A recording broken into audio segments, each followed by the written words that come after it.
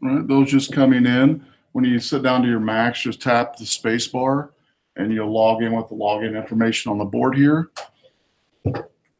This is the CIS 290 username, bootcamp's password. Secondly, you'll go to the check-in link in Eagle. We'll show you how to download a QR code to your phone.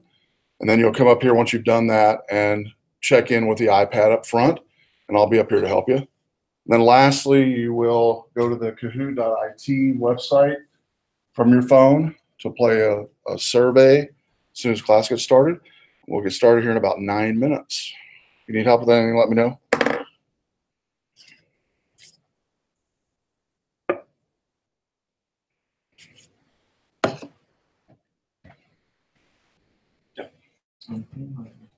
My email address? No, you just put in your S number only. So you're going to wear everything behind the @ symbol. So S and then your 7-digit ID. Would it just be that rather than the That's whole it. letter? Yeah. Oh, Yeah, check-in, you're going to use your S number. When you guys check in with the check-in app to download the QR code.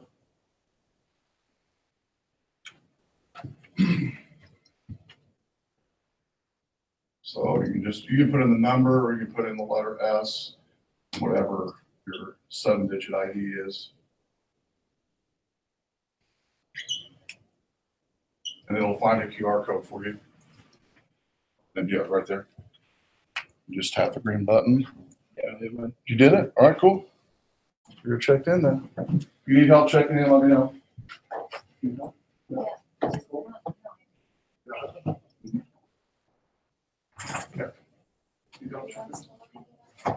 Go to Eagle. You go to Eagle webpage yet? That's right. Just go ahead and click on that. And as soon as Rockwell College loads up at the top, there's a My RBC link. And in the bottom section of the web page there should be a link to Eagle somewhere. Should be towards the top. RBC. And then you log in with your S number and password. You go to our site. There's a check-in link at the top of our site. The login for the classroom is up on the board, CIS 290 Bootcamp. And you'll click on the check-in link and read the instructions of how to find your QR code. You're going to be using your S number to log into the QR. Yeah. So is there a shortcut to the Yeah, I've used Chrome. Oh, okay, I wasn't sure. That's fine. Yeah, you can do it on that. You can do it on your phone. If you do it on this, you can take a picture of it. So you're going to store this QR code on your phone. So if you want to do it right here, since you already have it up, just type in the letter S and your 7-digit ID. Make sure the letter S is lowercase. It won't accept it if it's uppercase. There you go. Now scroll down where you see the whole code. Perfect. You can take a picture of that and store that onto your phone. You'll use that to check in. Perfect. Then you can go up to the front and tap the green button, check in, and you're good to go. 2.25. Well, yeah. Have a seat in the open back, back here. Somebody sit out. That's you in the back here. It's open. And the login's on the board for the Macs. CIS 290, bootcamp password. And you need to log into Eagle from a Chrome web browser preferably. And then you'll click on the link at the top of our class site called Check-in, all the instructions.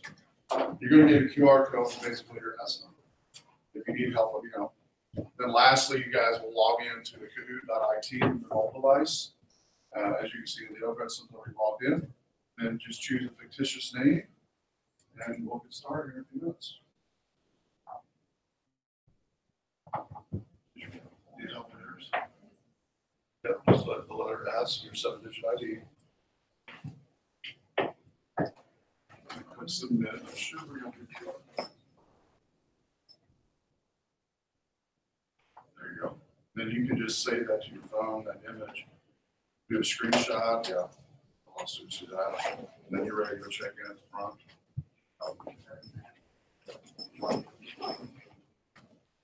CIS 290 is the login, and Bootcamp is the password. Bootcamp.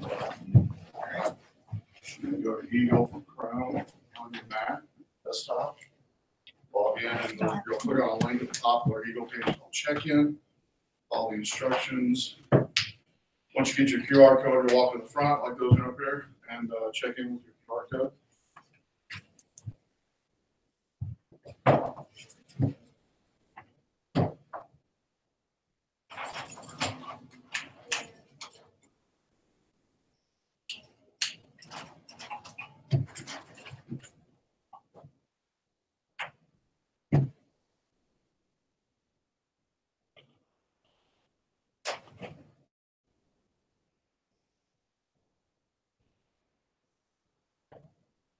Just start out.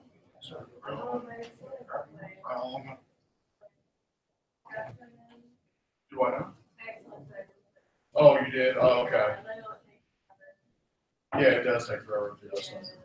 That's why I have you guys log in with this. Yeah,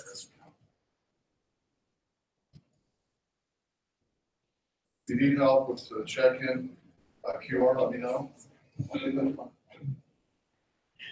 Okay, so to get to Eagle, click on My Receipt.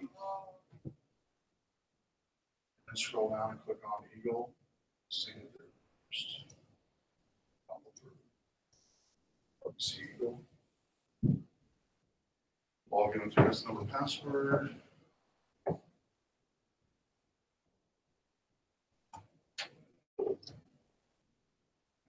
our course. The top of our course is a link that says check-in. And you get your phone out, go to the web page on number 1 there. And to find your QR, you're going to put the letter S lowercase in your 7-digit. Then you can take a picture of it. It's on the screen. Yeah, you're good. Try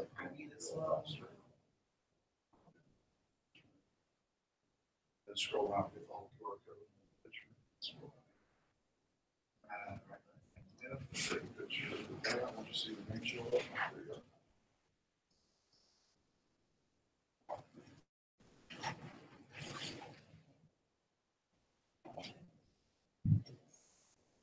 There you go. And you're ready to check in. Now you want to go to RBC Eagle. There you go. Log in with the Eagle credentials, S number, password.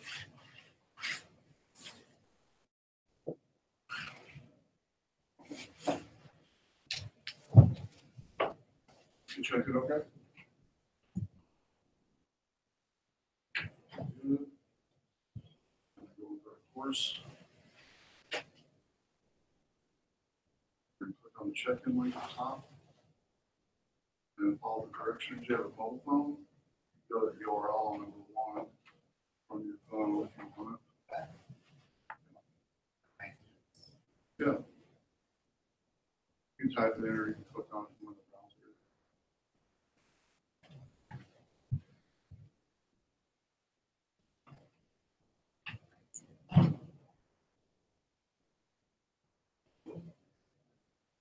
You just tap on the space bar and the max over on the left side. Open. And you'll log in with the login on the board in red. CIS 290 is the username, and bootcamp is the password. Right? And put in the letter S and your 7-digit ID.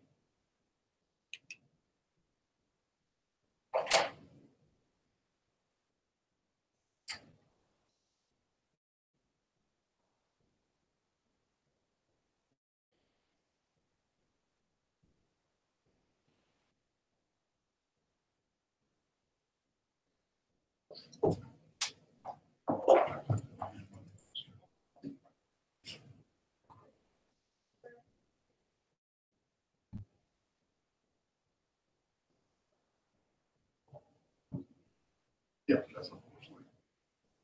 Yeah, you want to at the very top of the check-in link.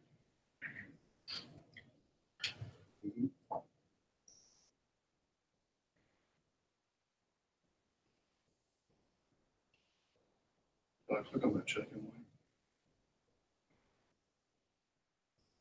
Yeah, I put in the letter S, your 7-digit ID. You can see that. There we go. Letter S, 7-digit ID. And scroll down here to get the whole picture in. When you see your name show up, take a picture of all that for the camera. Good. Let's submit.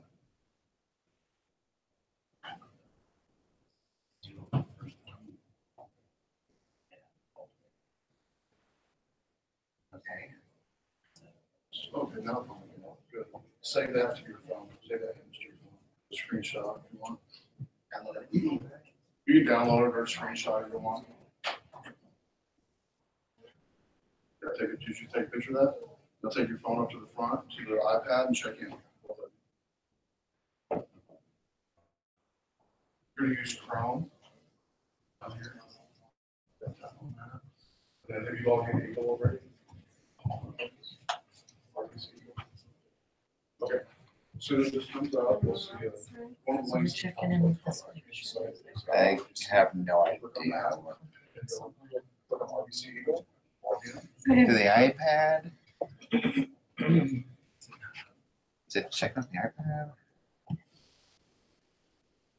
I think it's powered down. I think it's on. Oh, that is a bit of die. So, Die on this. Yeah, it died on me. Okay, you're good. You can do it next week. Sorry.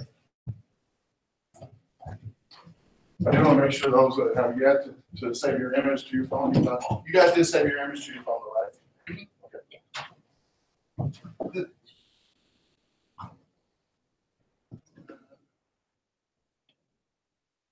Check in at the top. Check in.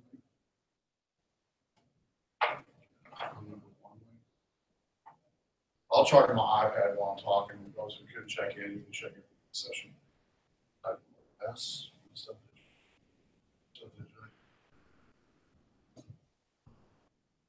Everybody else that's already checked in, go to the site on the board, kahoot.it from your phone or from your computer, either one, and type in that game pin. We'll start that in just a moment. Scroll down. And then take a picture of this. That's what you'll use to check in your class. Cool.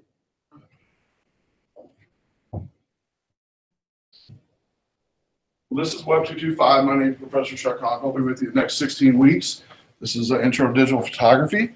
And we have a lot of fun this semester. We got a lot of good time. Those that could not check in, raise your hand, by the way. My iPad died. I will plug it in. And by the end of the session, hopefully, we'll have enough charge to have you check in.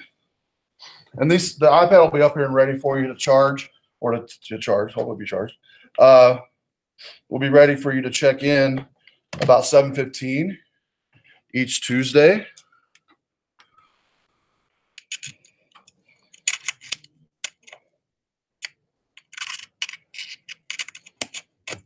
All right, so everybody get logged into the kahoot.it from your phone or computer, and then enter that game pin. Yeah. I did, and I nickname, but it's whatever. Do what now? Enter our nickname. Game pin? The nickname. Yeah, whatever nickname you want. Okay. Beware, it says it will kick you out if you have naughty nicknames. Does say that. You can be your favorite superhero, whatever you want it to be. See what names we got up here so far. I got some pretty good ones there. Got Gucci just joined us.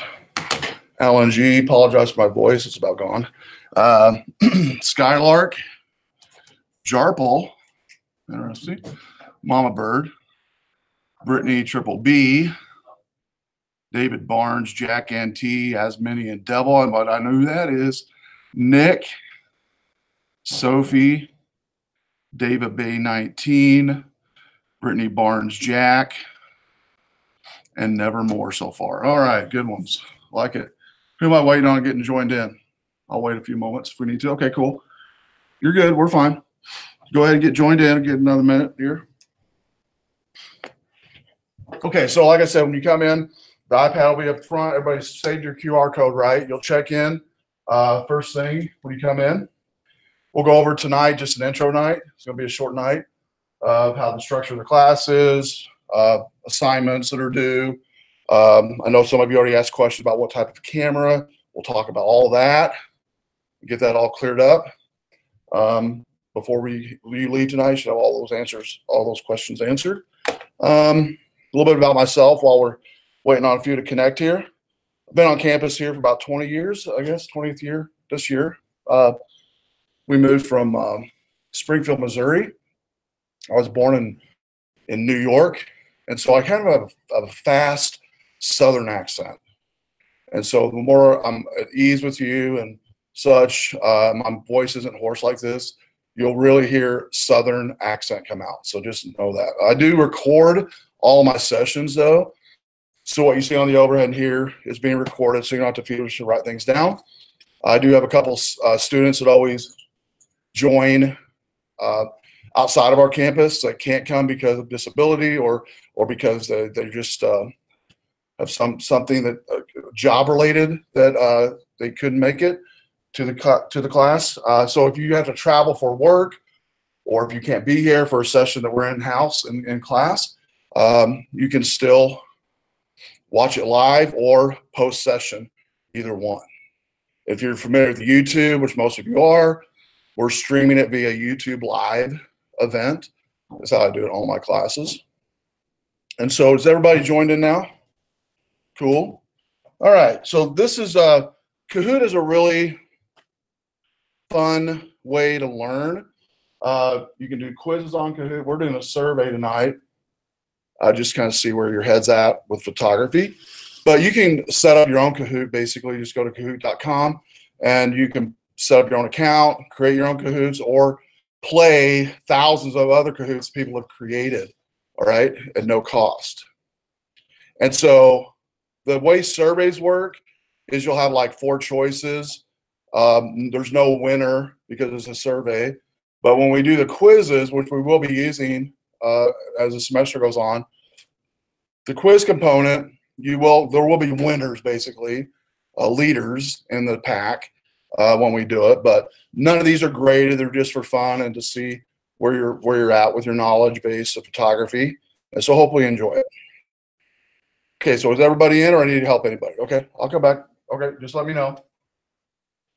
As far as other classes I teach, besides this class, mobile app development, programming with PHP, which is web development, Android development, iOS development.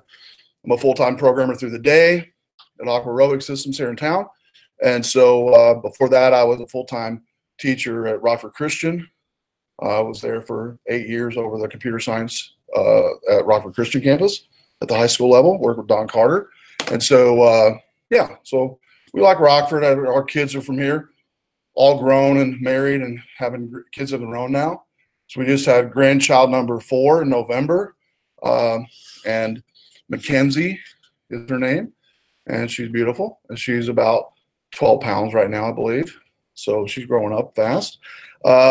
We got scheduled for June to go to Florida for Disney. For all of us, the whole 9 of us are going to go for a week and have a good time. So anyway, that's a little about me.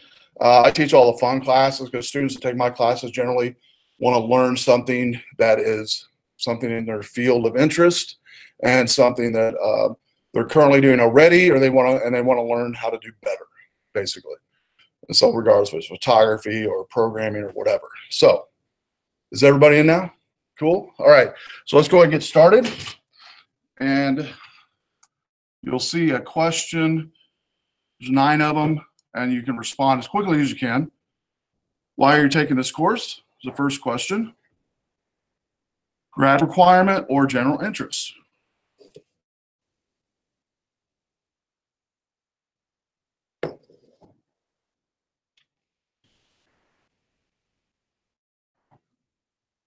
All right, most of you is grad requirement. Majority of you, great. Thus far, in what capacity have you mostly taken photos? Hobby, work, or other?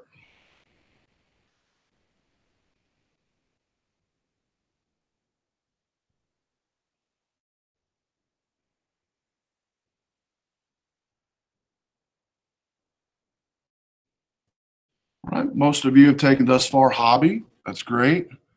That's how I started out years ago. What type of photography do you seem to like the best? Portrait, nature, sports, or fashion?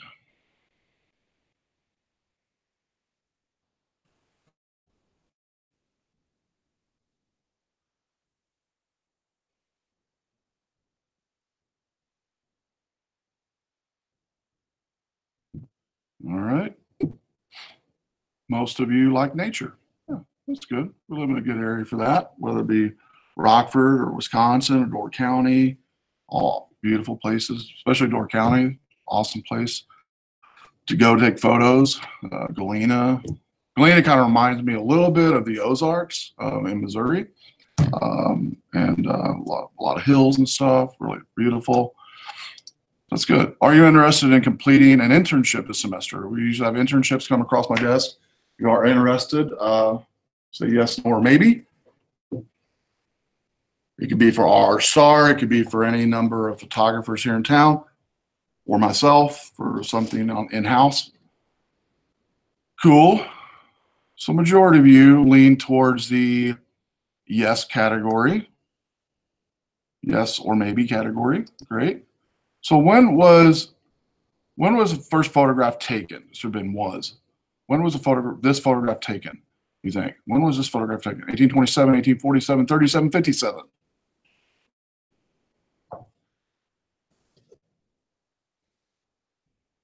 You're just guessing. So I don't expect you to get it right. Yes. I accidentally refreshed it and get kicked out of the game. Oh, okay. Well, the correct answer here on this one here is 1837, and it took about 8 hours for that picture to take whenever it was finished. And it was on a metal plate. It took about 8 hours to expose. When was the first portable camera made available to the public? 1776, 1888, 1906, or 1920?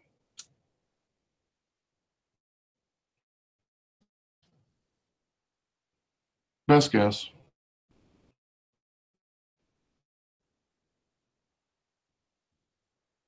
And that's a Brownie camera, by the way, one of my first cameras. 1888 is the correct answer. The majority of you got it right. What do you do with photos you take right now? What do you do? What do you do with those photos? Do you post them on social? Do you print them out? Just tell me what you do with the majority of your photos that you take.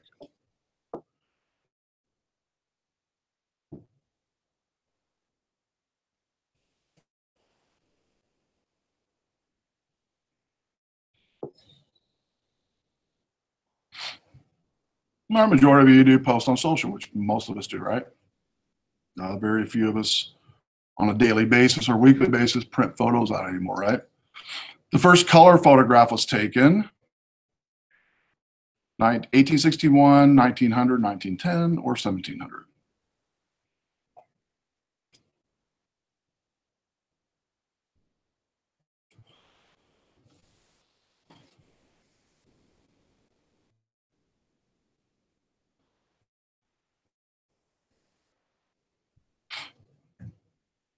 1861 is the correct answer. Been a while, been around a while. The first aerial photography was taken this year, 1800, 1900, 1858, or 1910. It was taken from an airplane, as you can imagine.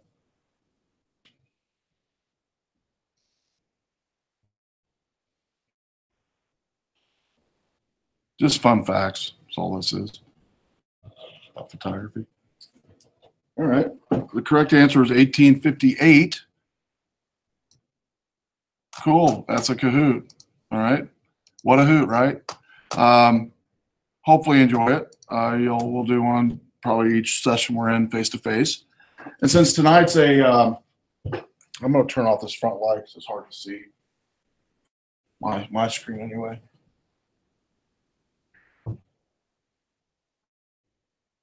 I was a graphic designer for years going through school. Graphic designers programmers like working in the dark, by the way. Programmers and like a cave really is ideal. It kind of gives you that ambiance, I think. It's kind of a cool ambiance. The first graphic job I had, I walked in, and two guys in the back I was going to be working with. One was about 45, one was about 50. I thought I saw something hanging upside down in the back of it. It was like from here to the clock, like way, way, way out in the lab. Something hanging upside down, and it was pink. I'm like, what in the world? You know those Ever Ready bunnies? You know the commercial Ever Ready bunny? It was a life-size one, a big one about my size, but hanging upside down had a rope around his foot in the back of the office. And two guys were back here about 10 o'clock at night playing video games. So that's the field I came from. And so like to play a lot of games or have fun. Old guys having fun, old gals having fun, having a good time. And that's kind of the nature of tech, really. Because there's stress in technology, stress in photography, but you also have to like to have a lot of fun. And so, do you guys like to have fun? All right, cool. So you'll enjoy the class then. So the structure of the class, before we get into the details of Eagle, I'll just lay out the structure of how I teach and how things are doing things. Communication. So structure is pretty loose. When you check in, we'll usually open up with any announcements we've got for the week. Then we'll go into the discussion for that week, what we're talking about. Each week we'll cover a concept of photography, everything from different types of ways to take a photo to settings on a camera. Also, we'll go into hands-on within the class. A lot of the first few weeks, you'll be working with groups as you leave, taking photos, getting to know each other a little bit, just fun stuff like that, right? You'll also have a take-home assignment every week that has to do with what we talked about in class, which makes sense, right? And you'll post those photos on a posting site for photos. We'll talk about what photo sites I recommend. And I'm not stuck to these photo sites. I'll give you an example of tonight. So if you have one already that you use, as long as I can have access to it and see your photos, you're good. So you don't have to use the two that we're going to go over tonight. So you'll go through the week and take photos of whatever we're assigned to do. And while we're talking about taking photos, do not go out and buy a brand new camera.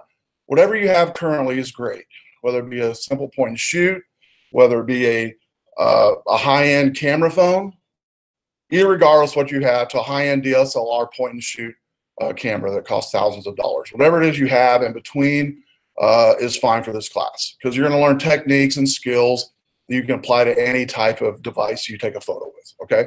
It's a lot about, like when I was taking my graphics classes going through school, it's a lot about getting the eyes for a good photo, right?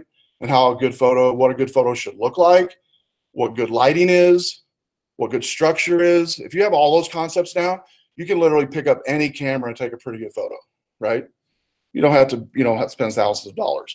And I'm not to say that, when you get finished with this class and say you get invested and you want to say you do wedding photography, if you do, so a lot of you do nature stuff, you can buy some really nice equipment that'll make your photos crisper and sharper and better for sure. But if you're just doing it for a hobbyist standpoint, no sense in doing that, really. I don't think. There's a lot of your camera phones today are like 10 times better than the off-the-shelf cameras just 5 years ago, as far as the quality of your photos. And since most of you are posting most of yours on social media, I already know that because you told me, the quality on social media can only be so high anyway that the user can see. Now, if you were printing everything out and putting them in a book or doing a portfolio, which we will be doing a portfolio, we'll talk about that later. Yeah, you might invest in something more expensive. As far as where to buy cameras, and these guys don't pay me to tell you this, but Camera Craft on Perryville, awesome place, reasonably priced. When you get ready to buy a camera, and again, don't do it this weekend or this week, so wait till the end of the semester or something. Go there, they'll help you. They always have good deals and sales, and they're local, and you can buy them for just as reasonable as you could on Amazon or any other place. So why not, pay it for it locally? What's great about the guys at Camera Craft and gals that work there is they also take time to help students with whatever questions you might have and let you play around with stuff. And so that's why I like them. And so for years there was, I won't mention the name, but there was a camera spot in town, camera place in town that was really outrageous price-wise. I never recommended my students to go there because it's just too expensive. But this place isn't like that. And so anyway, as far as communication, if you have questions, you're going to be late, you're not going to make it, whether family or work emergency, just text me. And there's the number for my text is up here on the board, I think. The 815-617-9759. That's my Google phone number. It's not my phone number, my cell number, but it goes to my cell number. So you can save that in your contacts. And I know most of you already text already. So that's the easiest way for you to communicate, I'm guessing, or your number one way, right? Mom and dad probably don't like it, but you still do it. And so I get it, I know. But I'll tell you a little trick though. How many has parents or relatives that live far away from you today? You have live a distance, right? Or a number of you that have distance. Okay. You guys might have heard of that Facebook portal device they've been demoing or promoting over Christmas, right? Anybody heard of that Facebook portal? And you can Google it when you get home. But anyway, it's just a video, like an iPad, basically about the same size. But what's cool about the portal is you can set it in the living room anywhere, and it'll follow you around the room. One of the frustrations of the grandparent is when I go to FaceTime any of the grandkids, it's a big production because they have to stop everything they're doing. They have to sit for a second, which is for 2, 3-year-old a long time. And then they're totally frustrated within about 5 seconds. So the way this portal works is they can keep doing whatever they're doing in the living room and never have to stop doing it. And the camera follows them around the room automatically. So, and it's pretty reasonable too. It's like $159, $149.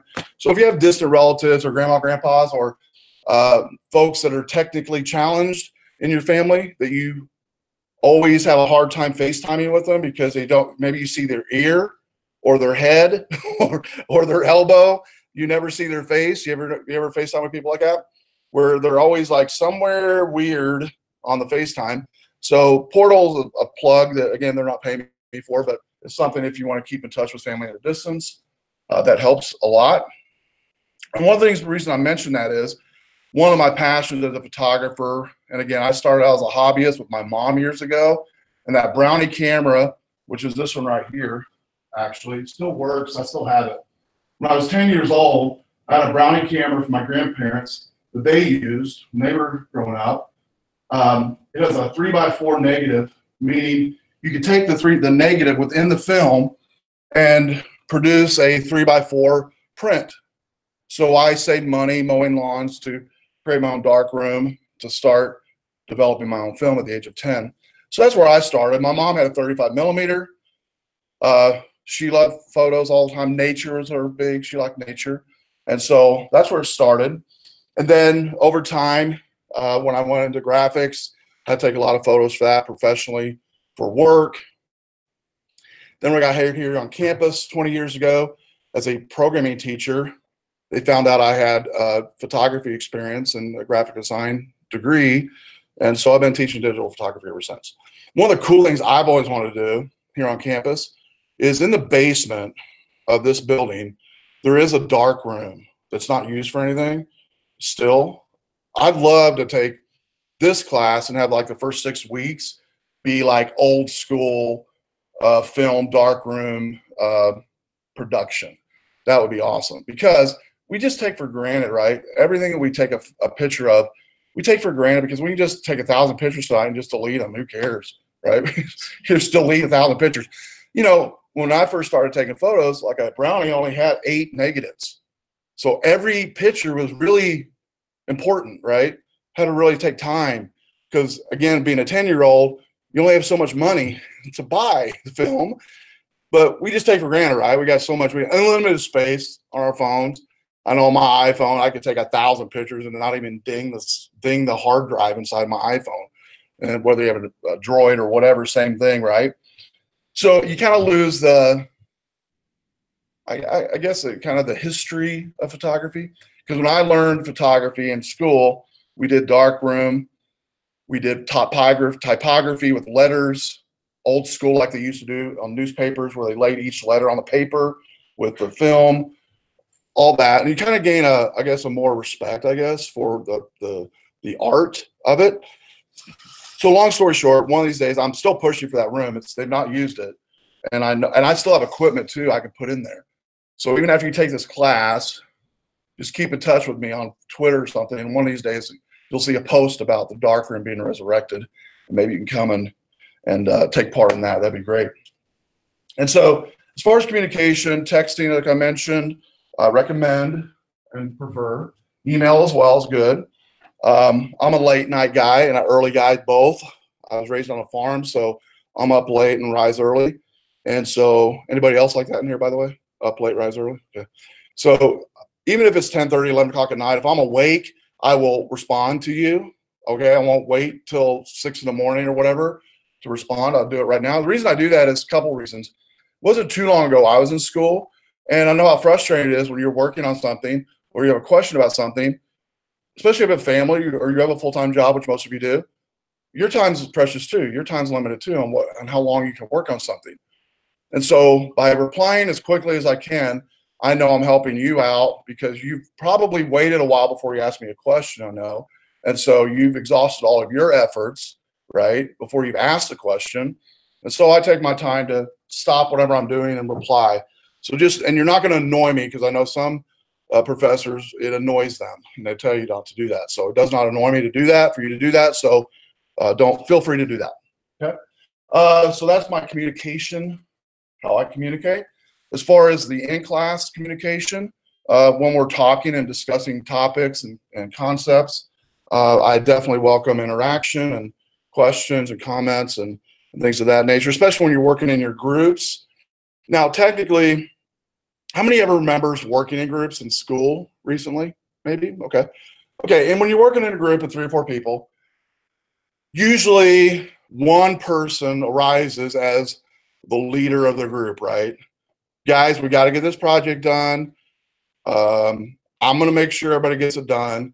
And so what? Guess what happens? That person ends up doing the bulk of the work. Anybody had to do that before? Getting all the data and all the whatever, right? Well, I want you to do it differently. When we do group stuff, try everybody to be a part of what you're doing. It's not I don't make it real gruesome and boring. It's, you're getting to know each other and getting to understand concepts. And so try to talk to each other and be open as much as you can, and feel free to do that. Okay. And starting next week, in week 2, actually, we have your first walkout lab where you'll be taking a photo of each other, and I'll show you the etiquette of how to do that, how to take a photo of somebody that you don't know, questions to ask them, things like that, to where you're not being offensive to somebody, which maybe we've all had people do that to us, take a photo of us. We're like, I didn't really ask you to take a photo of me. I'd really like you to delete that. So we'll talk about that, how you can respect people's boundaries, especially in today's culture. It's just not tolerated anymore. Really, I mean, 10 years ago, you could get away with it, even 5 years ago. But really, you really can't get away with it anymore. You can really get in trouble, a lot of trouble over doing that. And so this second or third line on my eagle, a lot of these things I'm not going to bore you with and read them to you on the screen. You can read it yourself after class. But General course navigation, I'm not going to click on, but it just shows how to get around the course. If you do need Eagle help, the third link over, the RVC Eagle Canvas tutorial is kind of good as a refresher to help you. Course success basically talks about doing the reading, any reading that is assigned, when it is assigned to do it. Not much reading is assigned in this class. It's a lot of hands-on type of stuff and discussion. Course documents, I will click on that one because there's a little bit of information in here. This is kind of a catch-all for everything in the course, from navigation to course discussion, which we'll talk about in a second, how to create a contact sheet, Pixlr, which we'll use as our online photo editor, TinyPic we'll use to share photos, a camera simulator, final portfolio, which you'll all be doing one, like this student, Michael did. Michael Phelps, not the swimmer. He might be a swimmer, I don't know, but he's not the swimmer I'm thinking about. Or like Austin here from fall 2013 has a DVD in here of the photos along with 8x10s. They did his on fish aquatic photography. So everybody will be doing that. You'll learn how to do that. Because we've all been at, whether you do go professionally in photography or not, it's helpful to be able to learn how to take photos, post-edit them, bring them in a nice slideshow and add music to the background. I'll show you how to do that and tools to use to learn how to do that. So once your family learns that you know how to do that, by the way, and your friends know, you will be the one that does it all the time. I personally enjoy doing that. I always have. I don't know. I like looking at photos, and after an event, whatever the event might be, of my family or friends or associates, and I like putting thought into it and things like that. So maybe some of you will enjoy that. I'll teach you that as well to help you. And that's why I have you do the final portfolio, which we'll talk about later. Photo management, we'll talk about that. A couple of tools. One of them is Google Photos, and check-in you've already done. So going back to the home page, let's say course discussion. You might have a question about buying a new camera, or you found a sale on a camera, or you found a sale on a book or a phone or whatever, a computer, and you want to post it in here for everybody to know. Or you got a question for people. Hey, has anybody bought a new phone lately? Is there any new deals out there? Whatever. What do you think of the new iPhone or the new Android, whatever? And you can get people's opinion. You can talk about politics in here. You can talk about anything you want to do. Just be kind to each other. The Ellen rule, I guess, is what it's called today. And so, be kind to one another and you'll be good. I won't police this really. It's just kind of your area to hang out. I don't expect you to log in every day, but periodically throughout the week, probably good to log in to see if anybody had any questions or posts or want to start discussing something. And college is kind of a way for you to do that and experiment with that. Be experimenting with getting other points of view from people that you maybe didn't grow up with a point of view like that, or other walks of life. College is good for that. So that's what the course discussion's for. Portfolio help, we'll get into that later this semester, but this basically has links to help you with your final portfolio that you'll start around week 12. And then live link only. Now, the reason I'm doing it this semester is at Cherryville Mall, I do, I'll show you pictures of it so you'll see, get context for it. Anybody heard of the hour code, RVC hour code? Okay, some of you have been, I know, in the class. But if you've not, I'll just show you what it's about. Here's some pictures coming up here of the hour code event. So here's one. It's on Cherryville Mall, second floor. We started in 2015, and it's just 1 hour of coding for ages 5 and up. I think the oldest we've had is like 96. The whole family's come. And it's just 1 hour a month I devote to showing people how to code. And I think that's the biggest group we've had so far, like 28 of them that showed up. And it's right by Maurice's and I think Charming Charlie's, I think, somewhere up and around there. So if you've been in the mall, you know where it's at. Anyway, the first Tuesday of every month, I go there for 1 hour, from 6:30 to 7:30, which cuts into this class. And so what I'm going to do is I'm going to Still have class that night, but it will not start until 8 p.m. And you can be here on campus or at home. So if you don't have other classes that night, you just stay home, right? And you'll log in with this link up here at the top. I will email everybody prior to 8 p.m. what that code is that you'll enter in. And then you'll enter your full name in. And this is what it looks like. You'll enter your session ID, your full name, and hit join via web browser. And immediately you'll see my Mac desktop and hear my voice. And it'll be just like you're in class, right? And it'll be recorded. So if you do miss it or didn't catch everything, don't worry. It'll be recorded.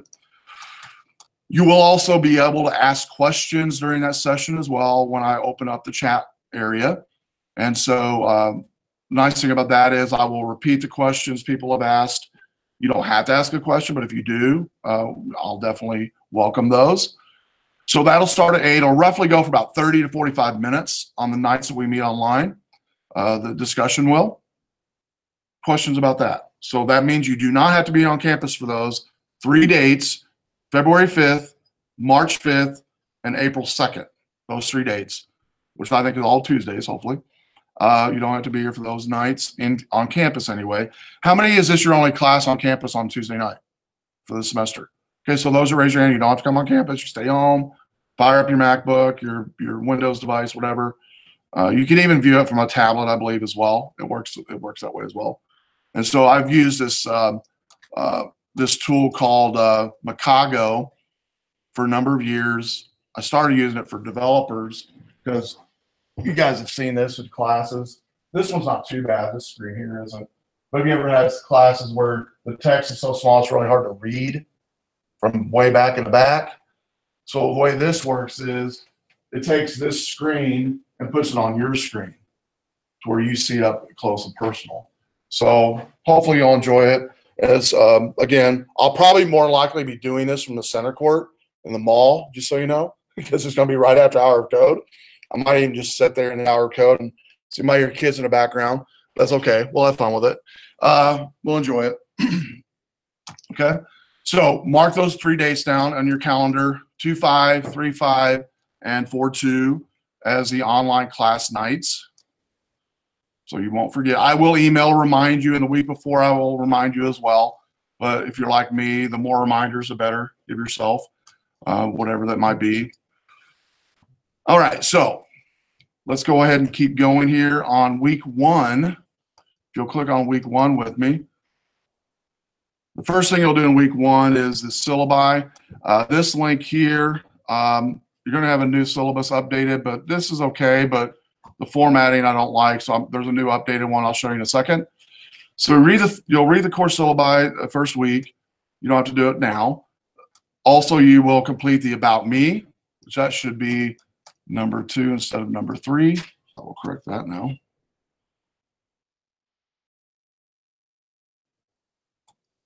All right. We did have iTunes in there. I got rid of that. Podcast. What you're watching now and listening to now is being recorded live. And this can be clicked on post-session. And future podcasts in weeks 2 and further, you'll see them in there from last time I taught this class. I'm just going to keep those in there until I replace it with this semester content, right? So if you want to look ahead, you can definitely do that. The About Me, some of you have already finished. But basically, you'll just tell the class about yourself, name you go by, favorite food, favorite movie, hobbies, why you're taking the class. I'll tell you my favorite food is, I'm eclectic. I was a chef going through school. You say you did a lot of things going through school. Yeah, I did. I was a chef, a security guard.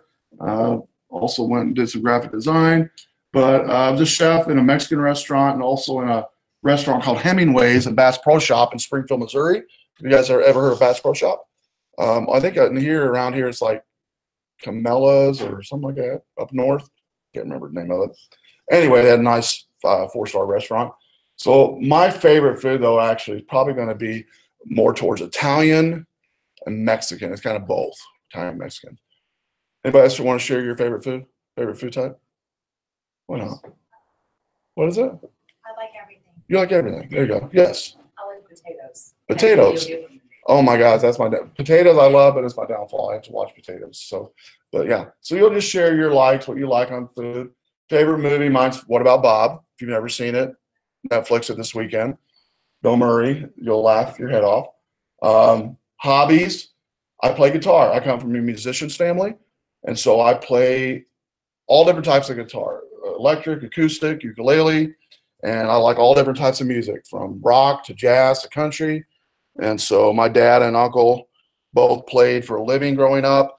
I almost went that route, but didn't like the lifestyle, so I decided not to do it. I don't want to be on the road all the time, which my dad was. I'm not complaining about it because I was on the road with him a lot, moving equipment, because he played a B3 organ. The B3 organs weigh about 800 pounds. So he had to have somebody with him to carry his equipment.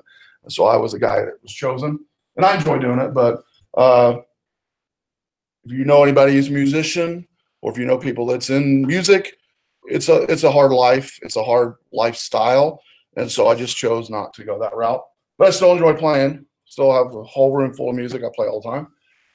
And then while you're taking the class, you'll tell people that. And then you'll reply to at least 2 others in the class or more. And it's a way to kind of get to know each other. So you'll do that by Sunday. Everything for the class is due the following Sunday of that week by 11:59. Okay, each week. First week out of the chute, and this is what I talked about earlier, if you already have a photo site comment I made earlier. These are the 2 photo sites I recommend. Google Photos, which is awesome. I use it. And Flickr, it's good as well. I like Google Photos better because it gives you unlimited space for free. It doesn't cost anything.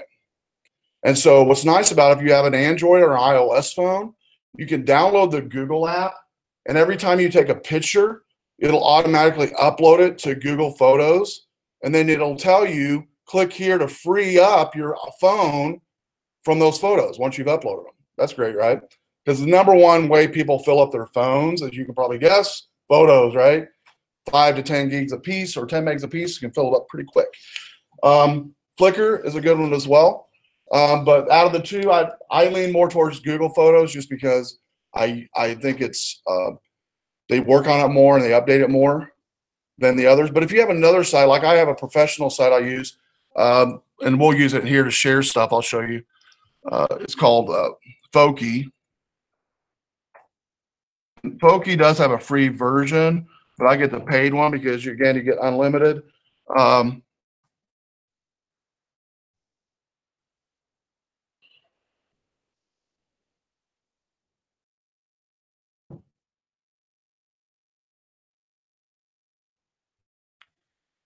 I can pull it up here.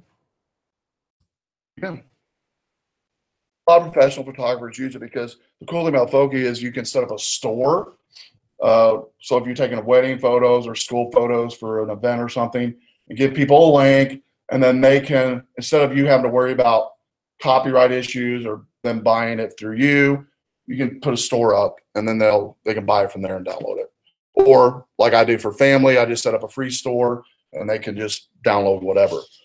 But Foki has been around a while, and as you can see, our internet's dirt slow here. So, but it's a huge site. That's another option. They do have a free version of it. While that's loading, I'll see if I can get Google Photos to load up a little faster, maybe. I'm just going to show you the front end of it.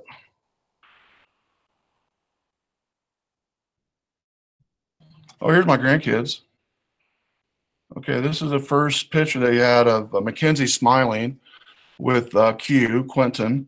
There's Quentin and Kenzie. And so this is my Google Photos. Looking at the new filter on the iPhone for the background photo.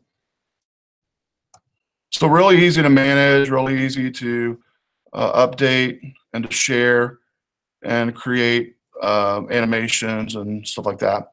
So I use mine a lot, but I also use a Foki one a lot too. I like Foki because unlike Google Photos will take your picture and compress it and make it not full quality. Foki, you get full quality. So when you upload it, and you want to download it later, you get 100% of the quality of that picture when you uploaded it into Foki's website. Whereas Google Photos, it's good enough for social media, And it is good enough for like 4x6s, but if I'm going to do like a print, which a lot of times I'll do like a wall print, like a poster size or something like that, I want the full image, right, that I created on my camera or on my phone. And you can pay for Google Photos to do that, but the free version does not. In fact, let me see here on the account for that. Dun, dun, dun, dun. And the cost is not too bad, but so right now I've got mine to free unlimited, but I could set it to original, 4.6 storage left, and then you buy storage. It's not real expensive. I mean, it's pretty cheap actually. So 200 gigs of storage for $2.99 a month is not too bad. It's pretty cheap actually. So they just upgraded the pricing. I've not looked at this in a while. So it's actually, I might think about moving to that full version, because you can store original quality of your photo. The nice thing about Google Photos is it makes periodically makes collages and videos for you of events after an event, and then you can share it immediately with your family. So anyway, that's just one choice. There's Foki, finally came up. There's Foki, what it looks like. Nothing real fancy, but a lot of professional photographers use it for weddings and anything else professional photographer. So just so you know, beware on Foki. You can find pictures that are of the mature audience type, okay, because it is a lot of photographers use it for professional photography from all different realms, right, and all different types of photography, as you can imagine. So just be aware of that. I tell students that when they're looking at Foki. Google is different. They're not allowed to upload those type of photos. Mature photos aren't allowed to be uploaded in Google Photos, but Foki, they can. Okay, they do have to market as a mature audience, and you have to be above whatever the age is. But just be aware of that when you're searching. And that goes with anything when it comes to photos. When I was in school, one of the art classes you had to take was you had new drawings you had to take. You just had to take it, and sketching. So it's just one of those deals in arts that you got to, you know, be aware of, and tell yourself you're going to maybe be exposed to things sometimes in the arts field, in the photo field, and just don't be offended by it, or try your best not to be. Okay. And so Flickr, Photo, Google Photos, again, anything else you use is fine. As long as you can share your albums with me to where I can grade them, that's all I need. Okay. So if you already have something already, which many of you might, you don't need to create something new. Make sense? Now, the only thing you need to do, though, if you're using something you're already using, all I need you to do is submit a URL of the album that you're going to share with me. And I'll give you an example or a suggestion. If you're going to create an album for the class, I'll make it simple here. Just call it Web233, and then share it. And you'll share it with my email, c.conkle @ and then the Rock Valley College domain. I won't write it out. You guys know it. rockvalleycollege.edu. And so just share it with my Rock Valley College email to where I can get in and view that folder. That makes sense? Cool. There will be some assignments we'll do this semester where we will use Foki to do, I think it is, there's one of the weeks we do a restoration photo week, where you'll take a photo from your family or friends, somebody giving you a photo, or you can find one online. I prefer the first two, a family, your immediate family or your extended family, giving you a photo that they've had around the house for years that maybe need touched up, right? It might be bent up, might have been in a Bible and folded over, has creases in it and stuff. That week I'll teach you how to correct those photos, and we'll use Foki to store everybody's photos, or where everybody can see everybody's photos, right? Also another week we'll do landscape, where we'll do widespread panoramic photo. We'll share that on Foki as a group on my Foki account. That way everybody can see it. And then the last one we share is week 11. You'll be doing a photo session where you can invite family and friends, actually week 12, where you can invite family and friends to campus for the night. For that session, we'll turn the class into a photo session, basically, a portrait photo session. So you're going to take photos of family and friends, bring them into campus. We usually accept pets. We don't do that anymore. The first year that we decided not to accept pets on campus, I didn't know that. That was the year we had the most pets the students brought, by the way. Had one student that had have you ever heard of these care dogs before? They go to hospitals and nursing homes and visit people, and they, help them heal and stuff. Anyway, this one lady had 6 care dogs, and they were beautiful dogs. There was labs and a cocker spaniel and even a Doberman Pinscher. I didn't think it was a care dog. This dog was awesome. A Shaggy DA type dog, and a little what was the other one? A Bichon freeze dog. So anyway, we were about halfway through. It just so happened the board was meeting that night, RBC board, and every time the RBC board meets, the chief of police is there in the board meeting. So you know what's going to happen. So all these dogs are coming in and out, taking photos, and kids are running, dogs are, they aren't barking, but they're running in and out. So Joe comes in and goes, "Hey, Chuck," he goes, "what are these dogs in here?" I go, "Well, it's photo night. Remember, I do this every semester." He goes, "We don't take dogs on campus anymore." I'm like, "Except for care dogs." I said, "Well, these 6 are care dogs, but these other 10 aren't." so we had to quickly, he did let me take a photo of the dogs that hadn't yet taken a photo. He was nice about it. But yeah, so we can't take pets anymore. But we had students bringing rattlers, and people started bringing in birds and crazy stuff, ferrets. And so anyway, we can't bring pets anymore, but you can bring kids, families, friends. And so that night we'll be posting all your photos on Foki as well. Okay. But this week you'll be deciding what photo site you use. Just share with me your URL and add my web or my email to that and share it. That would be awesome. Make a model of your camera. Whatever camera you have, do not go out and buy a new one. Like I said earlier, if you don't have a point and shoot camera, you just have a iPhone 10 or you have a Galaxy or Pixel, whatever phone, put it on there. Do take time to figure out how many pixels your camera has on your phone. If you don't already know, most of you probably will, but if you don't, take some time. You'll probably be surprised on how many megapixels. And we'll talk about megapixels starting next week, which one of the misnomers with megapixels is when you're first learning photography is we always think maybe when you're first learning that megapixels is like the end all for a good quality image, and it's not. We'll talk about what it is. So anyway, you'll post your camera, make a model here by Sunday. A lot of little things this week to get going. Next is photo inspirations. One of the last things we're going to talk about tonight before we talk about your portfolio assignment, which is going to be at the end of the semester, but I'd like to get you ready for and be thinking about it.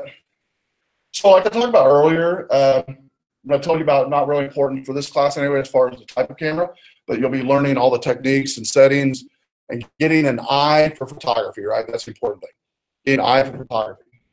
My Photoshop teacher in my master's degree, his name was Dudley Moore, and he every year he had a fishing lure book catalog that he published, right, himself.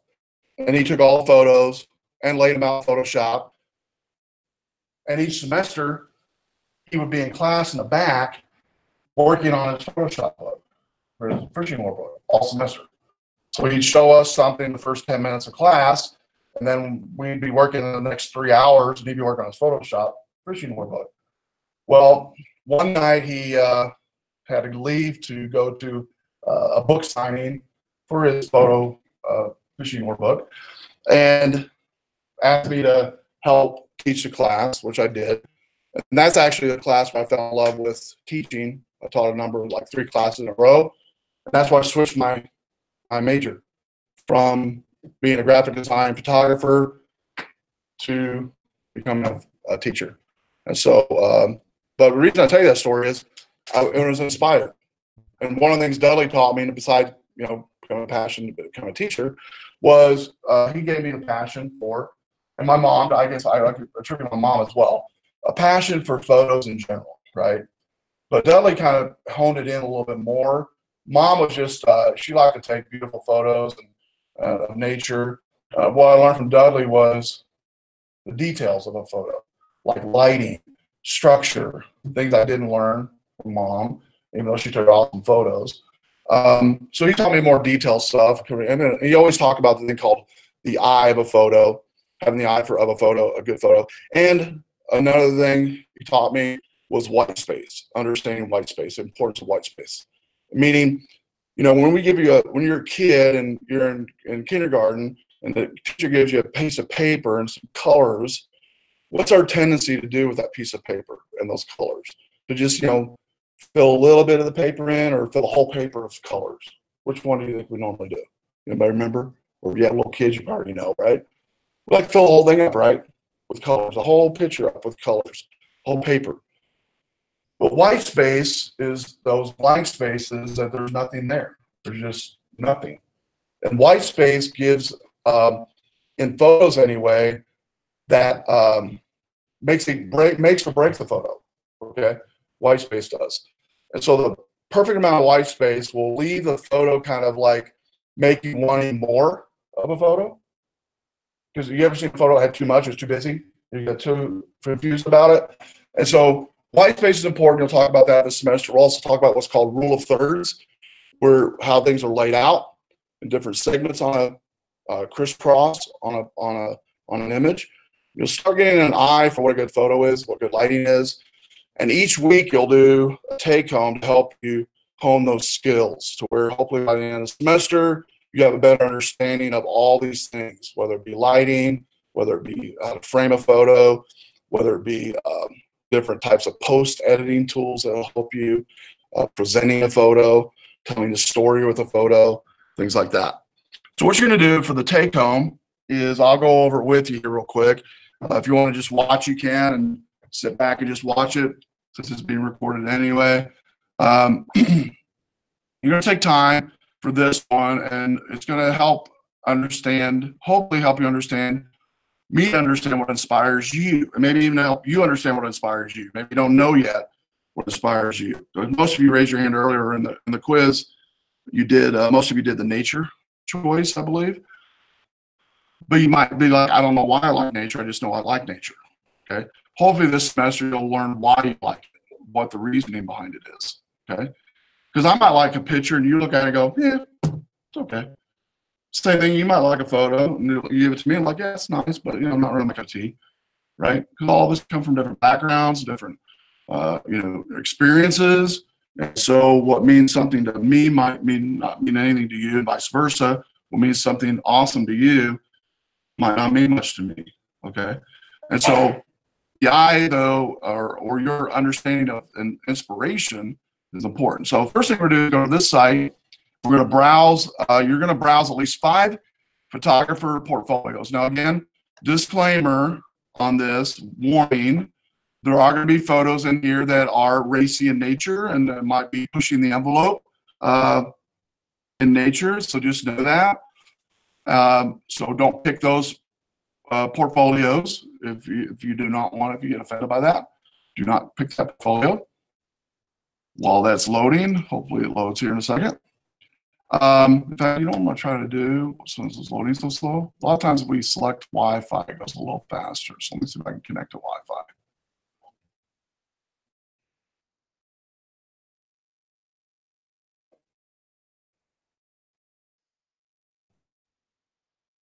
See if it makes it faster or not. Find out.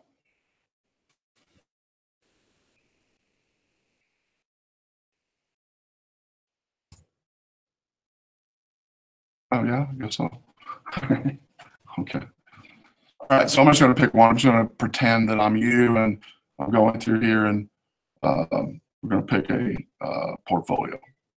It goes over these portfolios, inspire things like these 7 things: simplicity, you'll read that; choosing a design matching a photo; being selective in choosing your work; keeping SEO, search engine optimization, important, meaning when you post a photo to a website or to a social media page, if you're posting on that page, you probably want people to see it. Here's ways that it'll, you're keep that in mind when you're choosing photos. Be easy to contact, include social media, follow trends in technology and web. So anyway, these are still loading, but I'm going to go ahead and pick one here. I'll just pick the first one.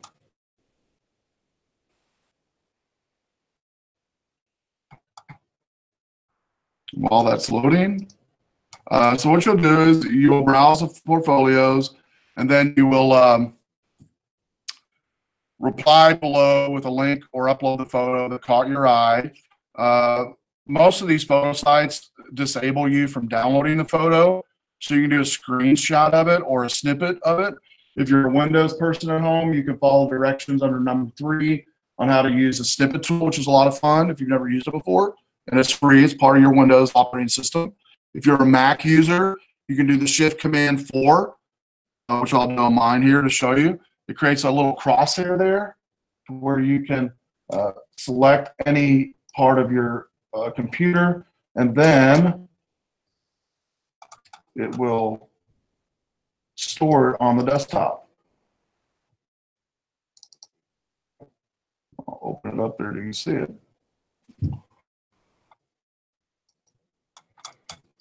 There it is. So whatever tool you have, whether it be Windows or Mac, I should do that. Then you'll upload it to the discussion. You could also do TinyPic. If you've never done TinyPic, you can watch this podcast on how to do it. It just shares an image real quickly. And then once you post your photo, you will just post it in this area and why you chose a photo. It might be like, I don't know, I just thought it was cool. Or I like the way the light hits the person or the object or whatever the case may be. Whatever comes to your head, put it down. Whatever that concept is. Okay. Let's try another link since this one's not working so good.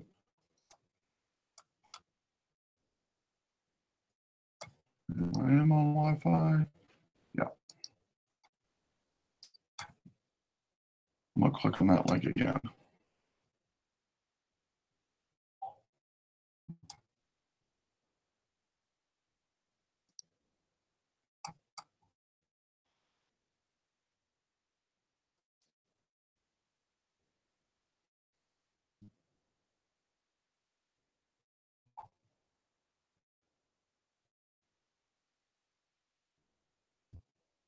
There we go. There's Tom's. Maybe it's a little faster now.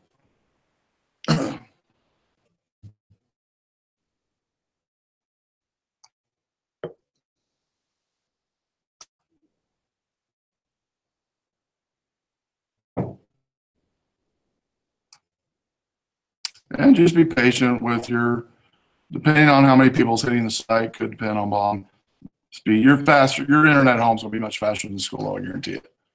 Our school internet's really slow. Well,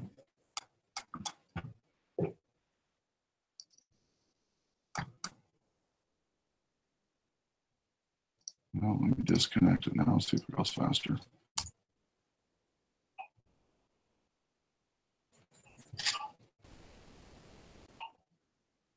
This is Marine Fishinger. She's got a good portfolio. We can get it to come up here.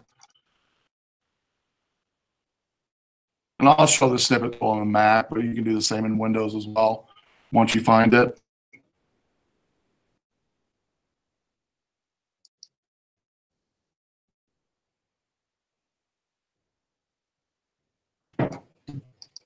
I'm impatient, so I will go next one.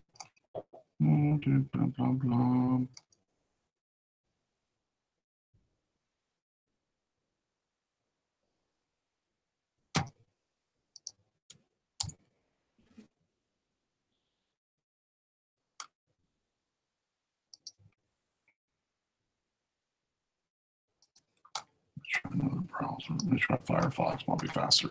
Sometimes on campus, Firefox is faster just because it doesn't have the overhead Chrome does. We'll try that.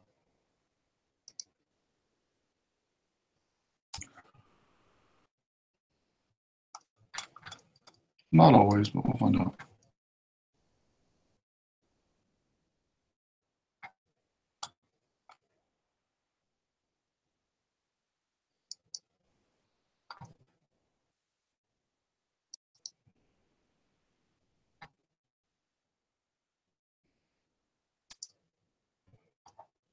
Ooh, it's really crawling.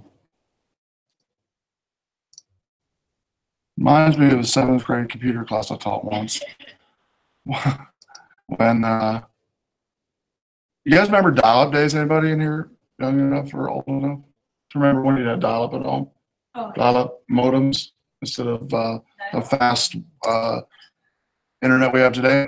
Anyways, right when we had high-speed internet for about 3 months at the school, and I taught 7th graders. If you remember, 7th graders are a unique bunch because it was right before lunch too, and I taught this class. So they're like totally starving to death already. And so, and on the edge, you got to be ready from bell to bell. Otherwise, you'd end up in duct tape on a chair or something by the time they left. But anyway, one time the internet wasn't working, but I did have it set up still where I could share my internet connection that was dial-up all 30 computers. So I did that, and I had this whole lesson. I was all excited. I had this whole lesson of they're going to look at all these photos, and they're going to choose some photos. Anyway, being dial-up, literally for 45 minutes, we only loaded one photo. But as a photo was loading, these 7th graders had their face right up against a monitor, and they're like, it moved a little bit. It moved a little bit. And they're like so excited for every little incremental move of a photo, right? So when it got done, the kids, I was totally frustrated. I was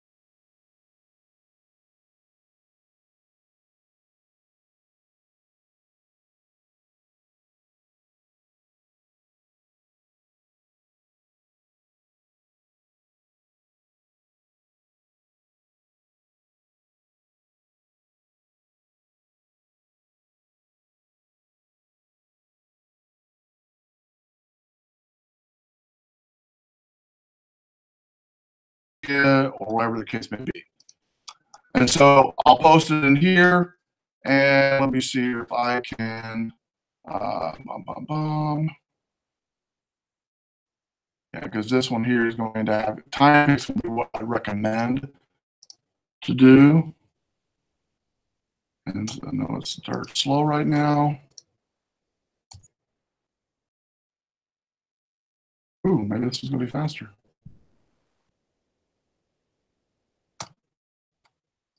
No. Go back to RBC.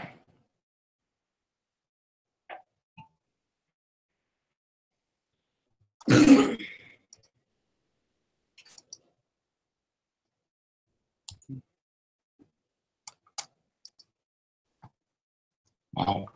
Okay, there we go. All right, and plus I have a video how to do this too. I was going to try to show you how easy it is. Kind of remind me of the 7th grade class again for some reason. All right, so there it is. I've grabbed the image. I open it up. I don't want to put any tags on it or nothing. Just leave it like it is, and go ahead and do upload now. And what it's doing is taking that image from my desktop, uploading it into TinyPix, and here in a second I'll get a link, hopefully to where I can share it on our reply discussion. So it's uploading in the background as we speak. And this doesn't cost anything, and hopefully it will be much faster for you at home.